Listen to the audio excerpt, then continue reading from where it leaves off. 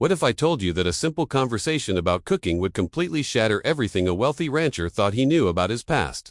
What started as another job interview on a remote Montana ranch turned into a revelation that would change to lives forever. The Montana sun beat down mercilessly on the sprawling Blackwood Ranch as Sarah Martinez stepped out of her dusty pickup truck. She had driven 3 hours through winding mountain roads to reach this remote corner of Glacier County, following a job posting that seemed almost too good to be true. The advertisement had been brief, almost curt. Ranch cook needed experience. Required, no city folk. It was signed simply J. Blackwood. Sarah adjusted her worn leather jacket and pulled her resume from a manila folder. At 32, she had worked in kitchens across the country, from high-end restaurants in Denver to small diners in forgotten towns along Highway 2. But this job felt different somehow. More necessary. Her savings had dwindled to almost nothing, and the isolation of ranch life appealed to her.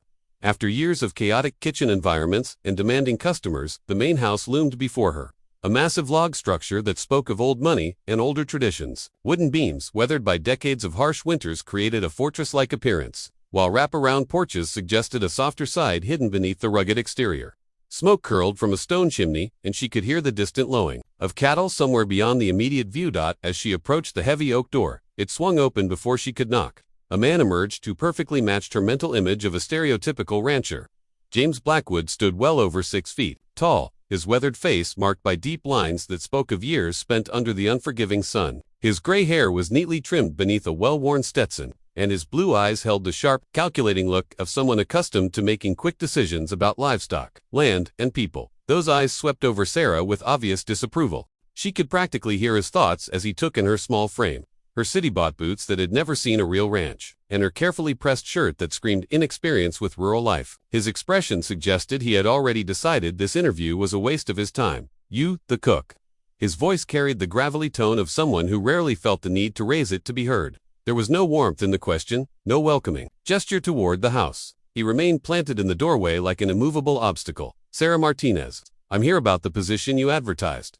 She extended her hand, which he glanced at but didn't take. Instead, he held out his own hand. Expectantly, she handed over the folder, watching as he flipped it open with the casual indifference of someone who had already made up his mind.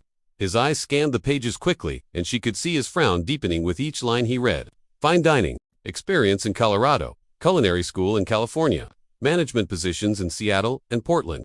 Everything that should have impressed an employer seemed to have the opposite effect on James Blackwood. Little did either of them know that the next 5 minutes would uncover a connection spanning 3 decades, a tragic misunderstanding, and a secret that would explain why Sarah felt drawn to this remote ranch despite every logical reason to stay away. City restaurants. He said it like a curse word, his tone dripping with disdain. Fancy hotels and bistros where people pay $50 for a piece of fish smaller than what I throw back in the lake. He flipped another page with unnecessary force. California Culinary School. I suppose they taught you to make those tiny portions on oversized plates, did they? Food that looks pretty but wouldn't fill up a working man. Sarah felt her jaw tighten, but she kept her expression neutral. She had encountered this attitude before, the assumption that formal training somehow made her less capable of understanding. Real food for real people. I've worked in all kinds of establishments. Mr. Blackwood, I understand that ranch cooking is different from restaurant work. I'm adaptable. Adaptable, he snorted, closing the folder with a sharp snap. That's what they all say. Last 3 cooks I hired claimed they were adaptable. One lasted 2 weeks before deciding she was homesick for her apartment complex. Another quit after a month because she said the isolation was affecting her mental health. The third one made it 6 weeks before she started complaining that cooking for 12 ranch hands 3 times a day was too demanding. He handed the resume back to her without ceremony. I need someone who understands that this isn't a 9-to-5 job with weekends off. This ranch operates 7 days a week, and the men who work it need real food that'll stick to their ribs. They need breakfast at 5 in the morning and dinner that's ready when they come in after dark, covered in dust and sweat and expecting something that'll give them the energy to do it all again tomorrow. Sarah took the folder back, her fingers gripping it tighter than necessary. I understand what ranch work requires, Mr. Blackwood. I've researched this position thoroughly. Research. The word came out as a bitter laugh. You can't research this life, Miss Martinez. You either understand it in your bones, or you don't. And city folk like you never do. He stepped back toward the door, clearly preparing to end the interview. I'm sorry you drove all this way, but I don't think this position would be a good fit for either of us. Something in his dismissive tone sparked a fire in Sarah that she hadn't felt in months. All the frustration of her recent job search, all the condescension she had faced from men who assumed her small stature meant she couldn't handle demanding work. All the times she had been underestimated based on her appearance came rushing to the surface. "You're right," she said quietly, her voice carrying a steel that made him pause in the doorway. "You can't research this life, but you can live it." James turned back toward her, his eyebrows raised in surprise at her change in tone. "I don't talk much," Sarah continued, her eyes meeting his directly for the first time since the interview began. "Never been one for small talk or trying to impress people with fancy words. But I can cook. I can cook better than anyone you've ever hired, and I can do it for as many people as you need, as often as you need it, without complaining or quitting or deciding I'm homesick." There was something in her voice now, a quiet confidence that seemed to come from somewhere deeper than professional experience. "I can make biscuits that'll remind your oldest ranch hand of his grandmother's kitchen. I can stretch a beef roast to feed 15 hungry men and make them think they've never eaten better. I can preserve vegetables from a summer garden to last through a Montana winter, and I can do it all while keeping a kitchen clean enough to satisfy the most demanding health inspector." James found himself studying her more carefully now, noting things he had missed in his initial dismissal, the calluses on her hands that spoke of real work, not just restaurant experience, the way she stood her ground without being confrontational, projecting a quiet strength that reminded him of the mountain women who had helped build this part of Montana, the certainty in her voice when she talked about cooking, as if she was describing something as natural and essential as breathing. "I grew up helping in my grandmother's kitchen," Sarah continued, her voice taking on a softer quality that made him lean forward slightly to catch every word. "She taught me that cooking isn't about impressing people or following recipes from fancy books. It's about understanding what people need and giving it to them. It's about making food that nourishes their bodies and comforts their souls after a hard day's work." She paused, and when she spoke again, there was something almost wistful in her tone. She used to say that a good cook could make a house feel like a home just by filling it with the right smells. Bread rising in the oven, coffee brewing before dawn, pot roast simmering all afternoon while the family worked. She said that kind of cooking was about love, not technique. James felt something stir in his chest, a memory he had buried so deep he had almost forgotten it existed. The words Sarah had just spoken echoed something from his past, something important that he couldn't quite grasp. His hand moved unconsciously to touch a small silver locket he wore beneath his shirt, a piece of jewelry that seemed oddly delicate for such a rugged man. "Your grandmother," he said slowly, his voice losing some of its harsh edge. "What was her name?" Sarah tilted her head, surprised by the question. "Elena Martinez. She lived in a small town, about 4 hours south of here, near the border of Yellowstone." "Why do you ask?" The color drained from James Blackwood's face so suddenly that Sarah took a step forward, concerned he might collapse. His hand clutched a locket beneath his shirt, and his eyes went wide with an expression of shock and recognition that she couldn't understand. "Elena Martinez," he whispered, the name falling from his lips like a prayer or a curse. "Elena Martinez. From Gardner, you knew her." Sarah's heart began to race. Her grandmother had rarely spoken about her past, especially about the years before Sarah's mother was born. There had always been gaps in the family history, missing pieces that Elena had seemed reluctant to discuss. James didn't answer immediately. Instead, he reached beneath his shirt and pulled out the silver locket, holding it in his palm like it contained something precious and fragile. With trembling fingers, he opened it to reveal a tiny photograph of a young woman with dark hair and eyes that looked remarkably similar to Sarah's. "I knew her," he said, his voice barely audible. "I knew her better than I knew myself for almost 3 years. I thought I was going to marry her." Sarah stared at the photograph, her mind reeling. The woman in the picture was definitely her grandmother, but younger than Sarah had ever seen her. Elena looked to be in her early 20s, with the kind of radiant smile that Sarah had rarely witnessed in her later years. "That's impossible," Sarah said, though even as she spoke the words, she knew they weren't true. "My grandmother never mentioned knowing anyone named Blackwood. She never talked about this area at all." James closed the locket carefully and looked up at Sarah with eyes that now held a mixture of pain and wonder. "She probably had good reason not to mention me. I broke her heart in the worst possible way, and I've regretted it every day for the past 34 years. The silence that followed was heavy with unspoken questions and revelations that neither of them was prepared to face. Sarah found herself studying James's face, looking for any resemblance to family members she might have overlooked. Could this man be related to her somehow? Was he the reason for the sadness that had always seemed to lurk behind her grandmother's eyes? "I think," James said finally, his voice still shaky with emotion, "we should continue this conversation inside. And I think you should tell me everything you know about Elena's life after she left Gardner." As they walked toward the house, Sarah's mind raced with possibilities and questions. What had happened between her grandmother and this man? Why had Elena never mentioned him? And why did Sarah feel such a strong connection to this place if her family had no ties to the area? The interior of the house was even more impressive than the exterior, with hand-hewn beams and stonework that spoke of craftsmanship from an earlier era. But Sarah barely noticed the architecture. Her attention was focused entirely on James as he led her to a comfortable sitting room and gestured for her to take a seat in a leather chair that had been worn smooth by decades of use. "Before we go any further," he said, settling into a chair across from her, "I need you to understand that what I'm about to tell you might change how you see your family history. Are you prepared for that?" Sarah nodded, though her throat felt too tight to speak. James leaned back in his chair and closed his eyes for a moment, as if gathering the strength to revisit a painful chapter of his past. When he opened them again, they held a vulnerability that transformed his entire appearance. "I met Alina in the summer of 1990, he began. "I was 28 years old, cocky and full of myself, convinced that the ranch my father had left me made me some kind of catch. She was working at a diner in Gardner, saving money to go to nursing school. She had this way of making everyone feel like they were the most important person in the room when she was talking to them." He paused, a slight smile crossing his face at the memory. "She could cook like nobody I'd ever met. Not fancy food, but honest food that somehow tasted better than anything you could find in the best restaurants in Billings or Bozeman. When she made cornbread, it was like sunshine on a plate. Her pot roast could make grown men cry with happiness." Sarah felt tears prick at the corners of her eyes. This was the grandmother she remembered from her childhood, before age and illness had diminished her energy for cooking elaborate meals. "We dated for almost 3 years," James continued.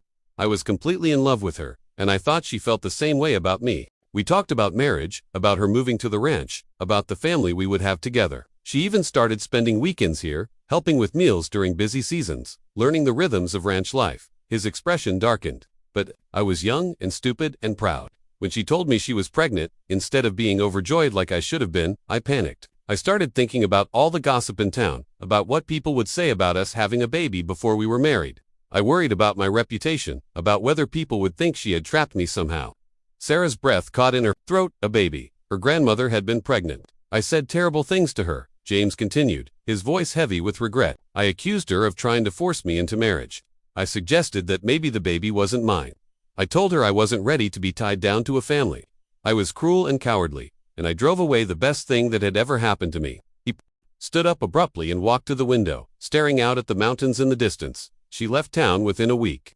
I heard from mutual friends that she had gone to live with relatives in Colorado. I told myself I was relieved, that I had dodged a bullet. It took me almost 6 months to realize what an idiot I had been." "Did you try to find her?" Sarah's voice was barely a whisper. "I tried everything. I hired private investigators. I drove to every town in Colorado that had a Martinez in the phone book. I contacted every hospital and clinic in the region. But Alina had disappeared completely. It was like she had never existed." He turned back to face Sarah, and she could see the pain that had haunted him for more than 3 decades. "I never married, never had children. I spent the rest of my life wondering what happened to her, wondering about the child she was carrying, wondering if I could have been a father and a husband if I had just been brave enough to try." Sarah stood up slowly, her legs feeling unsteady. Beneath her, "Mr. Blackwood, I need to ask you something, and I need you to tell me the truth." He nodded. "What month did my grandmother leave Gardner?" "March of 1991. I remember because there was still snow on the ground, and she said she was tired of the cold." Sarah's mind raced through the timeline. March 1991. Her mother had been born in December 1991. In Denver, where Alina had claimed to have moved for better job opportunities. The timing was perfect, or perfectly terrible, depending on how you looked at it. "My mother," Sarah said slowly, "was born on December 15, 1991, in Denver. My grandmother raised her as a single mother and never told anyone who the father was." The silence that followed was deafening. James sank back into his chair, as if his legs could no longer support him. Sarah watched as the full implications of what she had just revealed washed over his face. "Your mother," he whispered. "Alina's daughter." "My daughter." Neither of them spoke for several minutes. The weight of the revelation settled over them like a heavy blanket, changing everything about their interaction and everything about both of their lives going forward. Finally, James looked up at Sarah, with eyes that now held a mixture of wonder and terror. "That would make you my granddaughter." Sarah nodded, unable to trust her voice to remain steady. "And you came here looking for a job as a ranch cook, just like Alina used to do." She nodded. Again, James laughed then, but it was a sound filled with more pain than joy. 34 years later, and Elena's granddaughter shows up at my door, offering to cook for me the same way her grandmother used to. If that's not some kind of cosmic justice, I don't know what is." Sarah finally found her voice. "Does this mean I don't get the job?" The question was so unexpected, so perfectly timed, that James burst into genuine laughter. Miss Martinez, or should I say granddaughter, I think you might be the only person in the world who could handle this situation with humor. He stood up and extended his hand to her, the same hand he had refused to shake when she first arrived. Welcome to the family ranch, Sarah. The job is yours if you want it, though I think we have a lot more to discuss than just your employment duties. As Sarah shook her grandfather's hand for the first time, she felt a sense of completion that she hadn't even known she was missing. All her life, she had felt like there were pieces of her family's story that didn't quite fit together. Now, standing in this remote Montana ranch house, she finally understood why her grandmother had been so reluctant to talk about the past, and why Sarah herself had always felt drawn to wide open spaces and the kind of honest work that connected people to the land. But even as she celebrated this unexpected reunion, questions remained. Why had her grandmother never told her mother the truth about her father? Why had Elena chosen to raise her daughter alone rather than give James a chance to make things right? And what other family secrets might be revealed now that this door to the past had been opened? As if reading her thoughts, James squeezed her hand gently. I know you must have 1,000 questions, and I promise I'll answer every one of them. But first, I think we should call your mother. She deserves to know that she has a father who never stopped thinking about her, and who would very much like the chance to be part of her life if she'll have me. Sarah smiled through her tears. I think she'd like that very much. She's always wondered about you, even though she never admitted it. And Sarah, James added, his voice taking on the authoritative tone she had first heard when she arrived. I meant what I said about the job. This ranch needs a cook who understands that food is about more than just nutrition. It needs someone who can make this house feel like a home again. I have a feeling Elena taught you everything you need to know about that kind of cooking. As the sun set over the Blackwood Ranch, 3 generations of a family began the process of healing wounds that had festered for more than 3 decades. Sarah Martinez had driven to Montana looking for employment, but she had found something far more valuable: the missing pieces of her family's story, and a grandfather who was ready to spend the rest of his life making up for the mistakes of his youth. The ranch would indeed have its new cook, but more importantly, it would once again have the sound of family laughter echoing through its halls, and the smell of love-infused meals drifting from its kitchen. Elena Martinez's granddaughter had come home at last, bringing with her the promise of new beginnings and the healing power of forgiveness.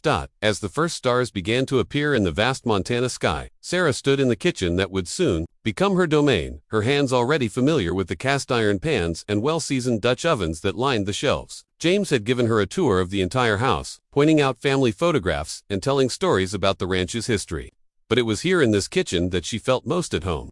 Your grandmother would have loved seeing you here, James said softly, watching as Sarah examined the massive wood-burning stove that dominated one corner of the room. She always said this kitchen had good bones, that it was built for feeding people who worked hard and loved deeply. Sarah ran her fingers along the worn wooden countertops, imagining Elena's hands performing the same gesture decades earlier. She never stopped cooking with love, she replied. Even in her tiny apartment kitchen in Denver, even when she was sick near the end, she always made sure there was something homemade for anyone who visited. The phone call to Sarah's mother, Maria, had been emotional and transformative. After the initial shock and tears, Maria had expressed a mixture of relief and joy at finally learning the truth about her father. She had agreed to visit the ranch within the month, bringing with her 34 years of questions and the hope of building a relationship with the father she had never known. There's something else, James said, reaching into a cabinet and pulling out a worn recipe box that looked like it had been handled by countless loving hands. I kept this all these years, hoping someday I might have the chance to return it to Elena. She left it behind when she moved away. Sarah opened the box with trembling fingers, finding dozens of handwritten recipe cards in her grandmother's familiar script. Buttermilk biscuits for ranch hands. Read one card. James's favorite pot roast. Read another. Each recipe was annotated, with notes about preferences and variations, clear evidence of Elena's attention to the people she cooked for. She loved you, Sarah said simply, looking up at her grandfather with understanding in her eyes. Even after everything that happened, she kept your favorite recipes. She never forgot you. James wiped his eyes with the back of his weathered hand. I never forgot her either. Not for a single day in 34 years. As they stood together, in the kitchen where Elena had once cooked with such joy and hope, 3 generations of healing began to take shape. Sarah would indeed take the job as ranch cook. But more than that, she would help restore the heart of a home that had been broken by pride and fear so many years ago. The next morning would bring new challenges and new discoveries as Sarah began her work feeding the ranch hands and learning the rhythms of this remote Montana life. She would discover that her natural talent for cooking was indeed inherited from Elena, but enhanced by her own creativity and determination. The men who worked the ranch would quickly learn that they had found not just a cook, but someone who understood that a good meal was about respect, nourishment, and the kind of care that made hard work worthwhile. In the months that followed, the Blackwood Ranch would be transformed from a place of lonely efficiency into a true family home. Maria would move from Denver to be closer to her father and daughter, bringing with her Elena's journals and photographs that would help fill in the missing pieces of their shared history. James would finally have the chance to be the father and grandfather he had always wanted to be, while Sarah would discover that sometimes the jobs we think we're applying for are really opportunities for destiny to correct the mistakes of the past. As the first stars began to appear in the vast Montana sky, Sarah stood in the kitchen that would soon become her domain, her hands already familiar with the cast iron pans and well-seasoned Dutch ovens that lined the shelves. James had given her a tour of the entire house, pointing out family photographs and telling stories about the ranch's history. But it was here in this kitchen that she felt most at home. "Your grandmother would have loved seeing you here," James said softly, watching as Sarah examined the massive wood-burning stove that dominated one corner of the room. "She always said this kitchen had good bones, that it was built for feeding people who worked hard and loved deeply." Sarah ran her fingers along the worn wooden countertops, imagining Elena's hands performing the same gesture decades earlier. "She never stopped cooking with love," she replied.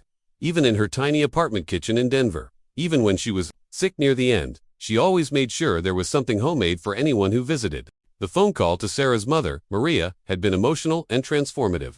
After the initial shock and tears, Maria had expressed a mixture of relief and joy at finally learning the truth about her father.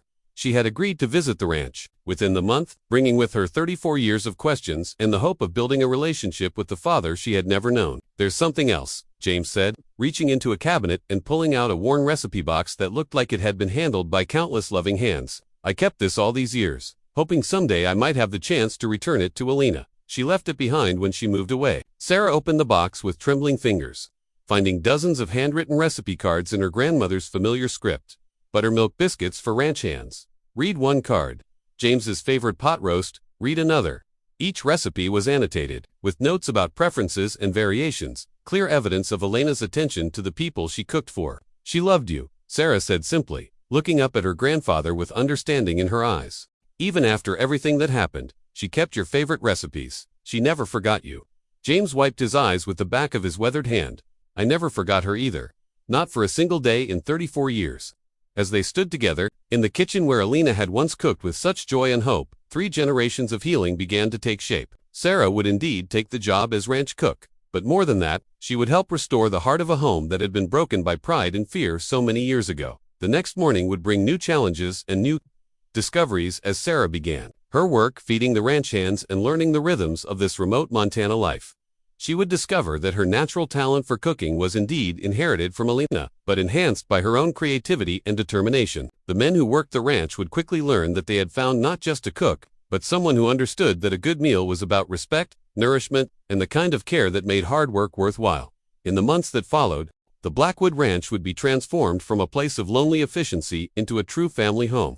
Maria would move from Denver to be closer to her father and daughter, bringing with her Elena's journals and photographs that would help fill in the missing pieces of their shared history. James would finally have the chance to be the father and grandfather he had always wanted to be, while Sarah would discover that sometimes the jobs we think we're applying for are really opportunities for destiny to correct the mistakes of the past. The story of Elena Martinez and James Blackwood would serve as a reminder that love, once true, never really dies, even when it's buried under decades of regret and misunderstanding. Their granddaughter's arrival at the ranch was not coincidence but completion, the final chapter of a love story that had been interrupted but never truly ended. As Sarah settled into her new life on the ranch, she would often find herself standing at the kitchen window at dawn, watching the sunrise over the mountains and thinking about the grandmother who had shaped her, understanding of what it meant to cook with love. Elena's recipes would live on, but more importantly, her belief that food could heal hearts and bring families together would continue through Sarah's hands in Maria's presence and James's gratitude for second chances.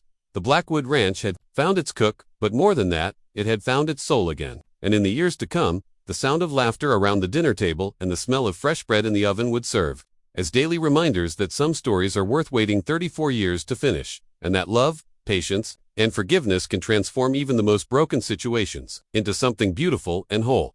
The grumpy rancher who had scoffed at a city girl's resume had discovered that sometimes the most important qualifications can't be listed on paper, and sometimes the people we need most are the ones who find their way to us through the mysterious workings of fate, carrying with them the power to heal old wounds and create new beginnings.